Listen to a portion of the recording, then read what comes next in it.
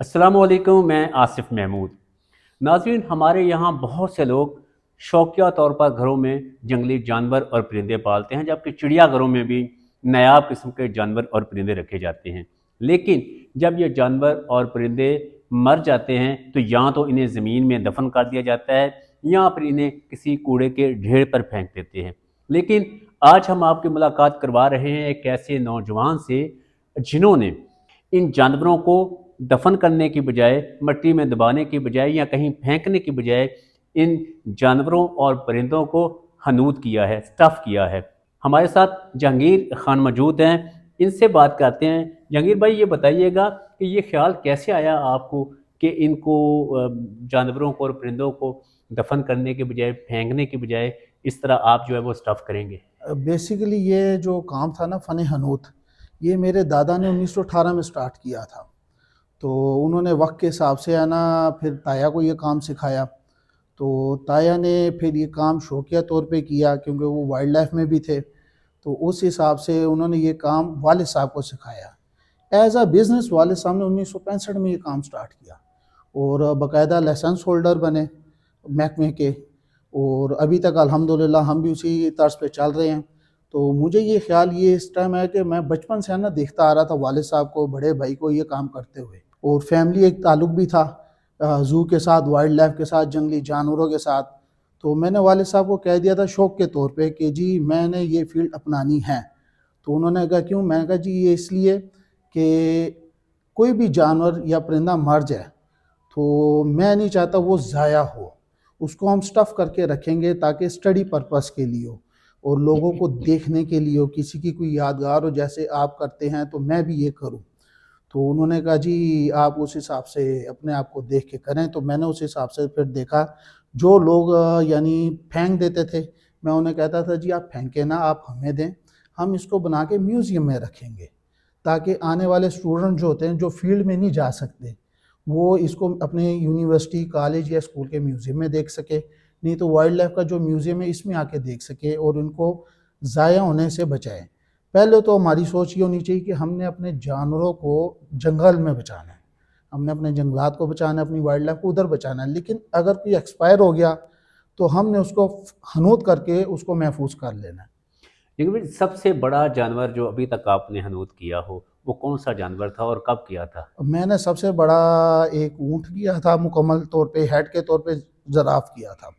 और यहाँ पे ये जो हमें ये जी, जी। नज़र आ रहा है, ये अफ्रीकन लाइन है, ये कब स्टफ़ किया था और इसके ऊपर कितनी मेहनत करनी पड़ती है इस इसको? ये तकरीबन इसको हो गए 2 साल हो गए हैं। तो इसके ऊपर कम से कम 1 महीना लग जाता है, क्योंकि खाल उतारनी होती है और उसके बाद खाल का उसको केमिकल लगाने होते हैं, फिर इसकी बॉडी बनानी होती है साइज़ के मुताबिक, फिर उसके ऊपर खाल चढ़ा के इसकी फाइनल टचिंग करनी होती है। मुझे याद है कि जो लाहौर चिड़ियाघर का जो हाथी जिसकी जी, मोर्टेलिटी जी। हो गई थी, कभी उसका ख्याल नहीं आया था कि उसको भी हम वहाँ वो दफन करने के बजाय उसको स्टफ़ कर लेते? असल में ये होता है कि जो भी जानवर मरता है उसका पोस्टमार्टम होता है, बाद अज़ मरक उसका पोस्टमार्टम होता है। पोस्टमार्टम रिपोर्ट के मुताबिक देखा जाता है कि इसके अंदर कोई ऐसी कुछ है तो नहीं, यानी वो हो सकता है कि नहीं हो सकता। तो उस हिसाब से वो पोस्टमार्टम के बाद जो भी चीज़ ओके होती है फिर उसको स्टफ़ किया जाता है।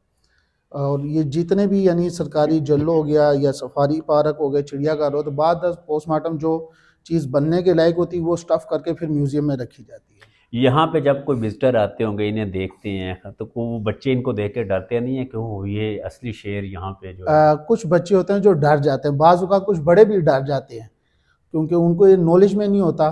तो इसीलिए म्यूज़ियम जो है ये एक पर्पस है अवेयरनेस का भी और लोगों को जानवरों के साथ मोहब्बत का भी, कि इनको ज़ाया ना किया जाए। और कोई जानवर मर जाए और तो उसको ज़ाया ना करे, उसको स्टफ़ करवा लें। लेकिन साहब, ये बताइएगा कि कौन सी ऐसी कोई बड़ी शख्सियात हैं जो शिकारी हैं जिन्होंने अपने हंट किए हुए जानवर जो उनको स्टफ़ करवाया हो? उसमें ऐसा होता है कि गवर्नमेंट करवाती है लीगल हंटिंग, ट्रॉफी हंटिंग।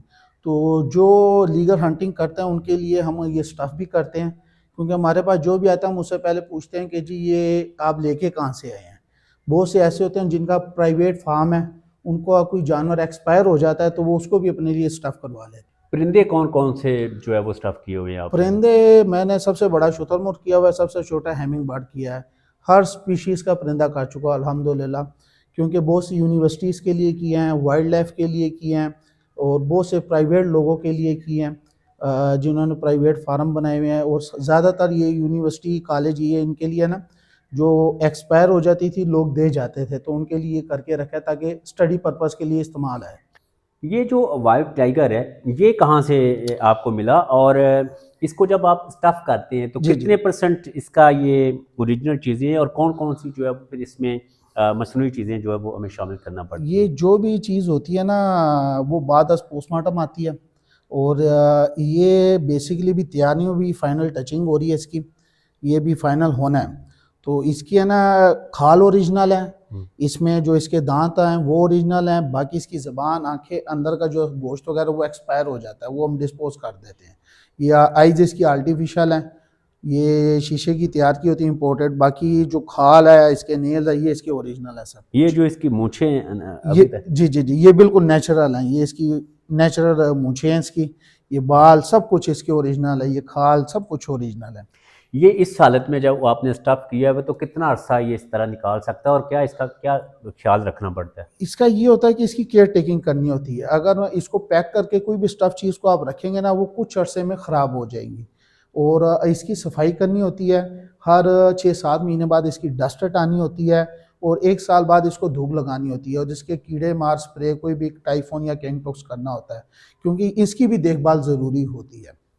जिस तरह हम पिछले ज़माने में फ़िरौनों के दौर में पढ़ते थे कि वो मम्मी को जी बना जी लेते थे, हनूत कर लेते थे, क्या ये वही तकनीक है या उसमें कोई फ़र्क है? बेसिकली हनूतकारी तो फ़िरौन से ही निकला था, क्योंकि सबसे पहले हनूत वही हुआ था।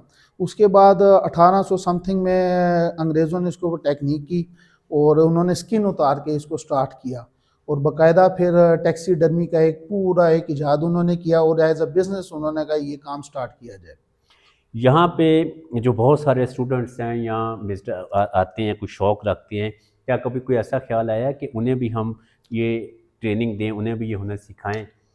बिल्कुल कुछ आते हैं, और बाकायदा यूनिवर्सिटी में इसकी क्लासेस भी दी जाती हैं साल में एक दफ़ा, और स्टूडेंट्स को उसमें उनकी जिनको दिलचस्पी होती है उस हिसाब से, और फिर उस हिसाब से 1 या 2 दिन की वर्कशॉप भी की जाती है।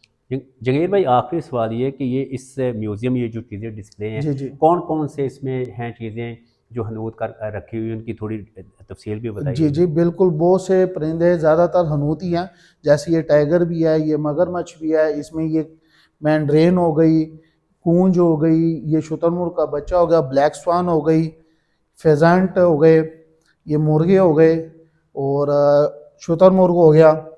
और वहाँ पे अगर आप देखते हैं तो ये हॉग डियर हो गया, ये वेटलैंड की तरफ है, ये भी इनकी सफाई भी हो रही है। ये जो जानवर एक्सपायर हो जाता है ना बाद अज पोस्टमार्टम, तो उसको फिर स्टफ करके इधर रखा जाता है, कुछ चाहे वो परिंदा हो चाहे वो यहाँ जानवर पे हो। भी हमें कुछ नज़र आ जी रही जी हैं जी चीज़ें, बिल्कुल, वो क्या कहते हैं वो उसको? फाल्कन है, वो पीछे सी है, वो भी स्टफ करके रखी हुई है। इधर ये इंडियन रोरल है, ये कॉमन बर्ड्स वगैरह भी हैं। और इधर ये कुछ तोते वगैरह, और ये बिल्कुल, ये क्या? हुदूद है, ये तोते हैं, ये पाइथन है, ओक डियर का बच्चा है। इस पर ये ये जितने भी जानवर या बर्ड्स हैं ये नेचुरल डेथ के हैं। कोई रोड एक्सीडेंट में मिल गया किसी को तो उसने ला के हमें दे दिया कि जी ये आप रख लें। कुछ ज़्यादातर जो हैं वो वो यानी ये होते हैं कि जो जिनकी डेथ हो गई है पोस्टमार्टम के बाद, वो जी ये एक्सपायर नहीं कर स्टफ करके रखा जाए, ताकि क्योंकि म्यूज़ियम का पर्पस ये है कि लोगों को अवेयरनेस दी जाए, उनको दिखाया जाए, जो फील्ड में ना जा सके वो आके म्यूज़ियम में देख सकें। एक ये भी जी जी बताइएगा कि ये जिस तरह एक बड़े साइज़ का जी हमारे जी पास एक लाइन, इसको स्टफ़ करने में, हनूत करने में कितना खर्चा कितना का आ जाता है ये अगर? मटेरियल के ऊपर डिपेंड करता है कि इसके ऊपर मटेरियल कितना लगना है, वो लोकल लगना है, इंपोर्टेड लगना है, फाइबर का लगना है, किस चीज़ का लगना है, उस हिसाब से ना मटेरियल की कॉस्ट निकाल के देखी जाती है। किसी के ऊपर 50,000 का आ जाता है, किसी के ऊपर इससे ज़्यादा आ जाता है, किसी पे इस पे कम आ जाता है। इनका बात आपने सुनी, ये जो जानवर हनूत करके यहाँ पे स्टफ़ करके रखे गए, इनका बड़ा मकसद यही है कि जंगली हयात से मोहब्बत करने वालों को एक अवेयरनेस दी जाए। पहला तो उन्हें यही एक पैगाम दिया जाता है कि हम वाइल्ड में इन चीज़ों को बचाएं, लेकिन अगर ज़ाहिर है ज़िंदगी मौत एक जानदार के साथ एक जुड़ी हुई चीज़ है, उन्होंने मरना भी है, तो मरने के बाद भी जब किसी ने रिसर्च करनी हो तो बजाय इसके कि वो ज़िंदा जानवर के ऊपर वो काम करें, उनके लिए ये ज़्यादा आसान होता है कि वो स्टफ़ किए हुए जानवर को करीब जाके छू के देख सकते हैं। और उसके ऊपर अपनी रिसर्च कर सकते हैं।